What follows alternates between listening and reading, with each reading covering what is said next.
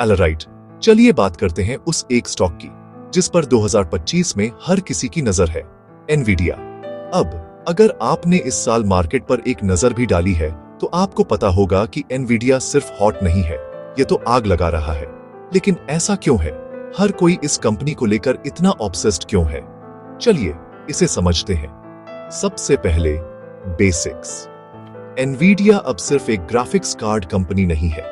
वे AI chips, data center tech, autonomous vehicles और gaming hardware में global leader हैं। अगर बात फास्ट कंप्यूटिंग या आर्टिफिशियल इंटेलिजेंस की है तो ज्यादातर चांसेस हैं कि एनवीडिया ही शो चला रहा है। अब नंबर्स की बात करते हैं, क्योंकि वाह, 2025 एक ब्लॉकबस्टर रहा है।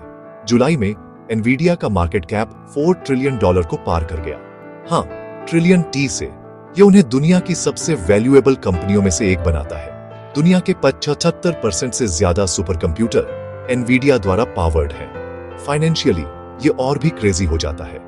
फिस्कल 2026 के Q1 में रेवेन्यू $44.1 बिलियन तक पहुंच गया, जो पिछले साल $26 बिलियन था। पूरे 2025 के लिए रेवेन्यू $130 बिलियन से ज्यादा रहा और नेट इनकम $772.9 बिलियन। ये पिछले साल के प्रॉफिट्स में 140% से ज्यादा की ग्रोथ है। जरूर मार्जिन हाल ही में थोड़ा कम हुआ है, खासकर चाइना के साथ नए एक्सपोर्ट रूल्स की वजह से, लेकिन फिर भी अगर उस वन ऑफ हिट को हटा दें तो एनवीडिया 70% से ज्यादा ग्रॉस मार्जिन पर अच्छा परफॉर्म कर रहा है। तो यह सब किस वजह से हो रहा है? दो मुख्य कारण, एआई डोमिनेंस और data centres. Nvidia AI chip market का 80% से ज्यादा हिस्सा ऑन करता है। सीरियसली, उनके ब्लैकवेल जीपीयूज और च्यूडा प्लेटफॉर्म अब इंडस्ट्री स्टैंडर्ड बन चुके हैं। डेटा सेंटर रेवेन्यू 2023 में $4 बिलियन से बढ़कर 2024 के अंत तक $35 बिलियन से ज्यादा हो गया। हर क्वार्टर ऐसा लगता है जैसे वे अपने ही रिकॉर्ड तोड़ रहे हैं। लेकिन यह सिर्फ चिप्स की बात नहीं है। एनवीडिया सॉफ्टवेयर इकोसिस्टम भी बना रहा है और कारों, रोबोटिक्स और क्लाउड में एआई की अगली लहर को पावर दे रहा है। यह उस तरह का फ्यूचर प्रूफिंग है जिसे वॉल स्ट्रीट पसंद करता है। अब स्टॉक परफॉर्मेंस की बात करते हैं। शेयर की कीमत साल दर साल 18% बढ़ी और स्प्रिंग टाइम के निचले स्तर से 74% रिकवर हुई। एक समय में यह $164 प्रति शेयर पर पहुंच गई थी। लेकिन ध्यान दें, यह राइड वाइल्ड रही है। कुछ ही महीनों में 80% से ज्यादा की रैली के बाद वॉलेटिलिटी आसमान छू रही है। बेशक इस सारी हाइप के साथ रिस्क भी आते हैं। चाइना के नए रूल्स से मार्जिन पर प्रेशर है और स्टॉक बहुत ऊंचे मल्टीपल्स पर ट्रेड कर रहा है, ट्रेलिंग अर्निंग्स के 50 गुना से ज्यादा। अगर एआई की डिमांड धीमी होती है या हम मार्केट करेक्शन देखते हैं तो आपको एक तेज गिरावट देखने को मिल सकती है। और ग्लोबल कंपटीशन और ट्रेड वॉर्स को न भूलें, जो चीजों को और भी अस्थिर बना रहे हैं। तो आउटलुक क्या है?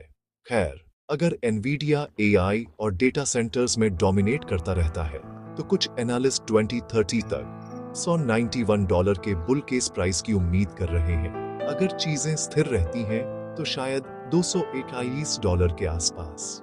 लेकिन वर्स्ट केस, अगर एआई की डिमांड गिरती है तो यह $38 तक नीचे जा सकता है। मेरा बॉटम लाइन ये है, एनवीडिया की ग्रोथ एआई और डेटा सेंटर्स में रियल टेक्नोलॉजिकल लीडरशिप से पावर्ड है, लेकिन स्टॉक की कीमत पहले से ही बहुत ज्यादा आशावाद दिखाती है।